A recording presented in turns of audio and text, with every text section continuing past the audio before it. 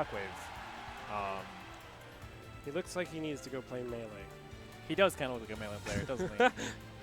That's not necessarily an insult. It's just, I don't know. It's it's sort of an archetype. It's an archetype of player, yeah. right? Like the people who are like fresh out of college, who are like taking that first year break, who are just kind of like chilling. He has the same look as those sort of people. Like, I'm gonna be real. Like, the Smash 4 scene looks like a bunch of high schoolers. I mean, that's what it they is. are. That's what it is, right? In that Project Illegal communities, all the college kids. And the Melee is the older scene, which is fine. I play Melee. I love Melee. Yeah, all the games are great. TattooOfTheSun, though, going to be coming with that Mewtwo. Okay, interesting matchup, this one, because Bowser is combo food. He's a big, heavy character. Mewtwo got some pretty good combos, too. However, Bowser also super, super heavy and hits like a truck hauling another truck. So if TattooOfTheSun does not manage to seal the stocks at decent percents, you can see some surprisingly low KOs out of a lot of Bowser's different stuff. So what we're going to see a lot from CalmAnimal here is like just about in every game, Bowser has an incredible up B out of shield. It hits all around him. Yeah, if you don't DI that right, you are dead at like 60. It's also invulnerable on startup, the up B out of shield. So it will... If on the ground. Yeah, if on the ground. I mean, you can't out of shield stuff in the air. That's fair. But yeah, you know what I mean. You know what I mean. Yeah, so it's a very good get-off me tool. There are very few moves like that in Smash, really, like that sort of short you, where like you steal a turn and try to hit your opponent out of the startup of like something that they're trying to hit you with. But yeah, that is definitely something that you have to be aware of. And grabs, okay. Grabs are, since the latest, not the latest patch, but the patch beforehand, Bowser had his up throw combos toned down a little bit. Still gets really good combos at early percent. Still has a little bit of window where he can get kills off of it, but it's pretty small now. So if you haven't seen, Bowser's doing these stand-ups, and he's avoiding a lot of these attacks. So it's kind of weird that not every character has the same amount of invincibility when standing up.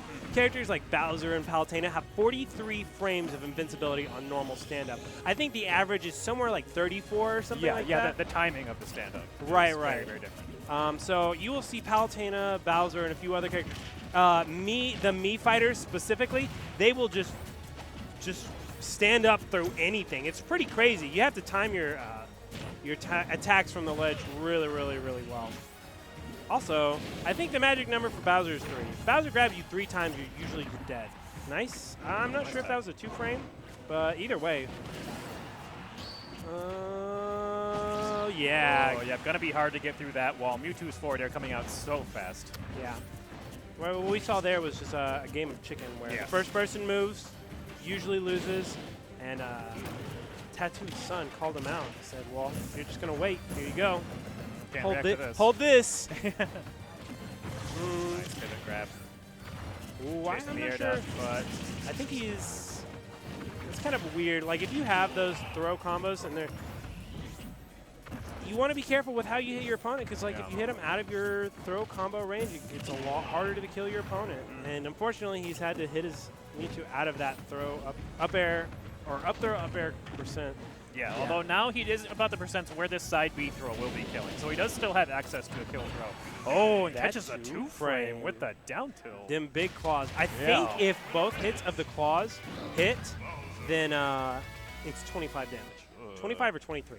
But if both hits of the claw, which can happen at low percent. Can happen at low it's pretty gross. So it looks like Dinty lost 2 slaps. Okay.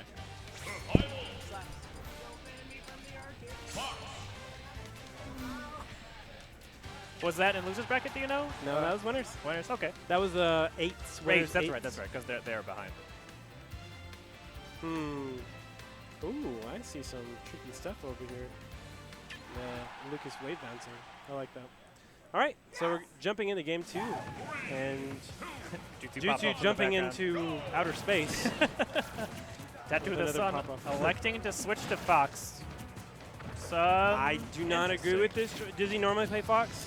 I don't know. He switches around with a bunch of different characters, so I'm not sure like who he's currently maining. I have seen his Fox before. Okay. I wonder if he knows much about CalmAnimal. I'm almost positive that CalmAnimal has tons of Fox experience versus like Jason and stuff. Okay. But that's the kind of thing, like you don't know your opponent's like background or anything like that. Oh my god, that back air. So So much one damage. more, I think, would be the magic number.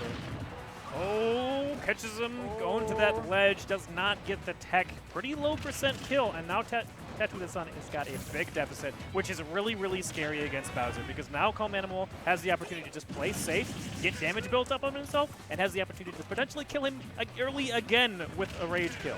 Yeah, and he doesn't have to commit to anything. He No. just play really safe. Look at this. He's like just throwing out jabs, hiding in shield, which is totally fine. You can totally do that when you have this huge of a lead. You don't have to catch up. You just have to stay ahead. Yeah, you don't need to take risks. You don't need to get big reward. You can opt to just get tiny rewards over and over and over again, and your opponent can only lose so many more interactions. And my advice is that when you are behind, as long as you've got a lot of time on the clock, you take your time. Yes. Now, if it starts getting down to like 1 minute, then you might then you need to start. get Yeah. impatient. Ooh. Man. Oh, wow, the reverse hit on the forward. Goodness.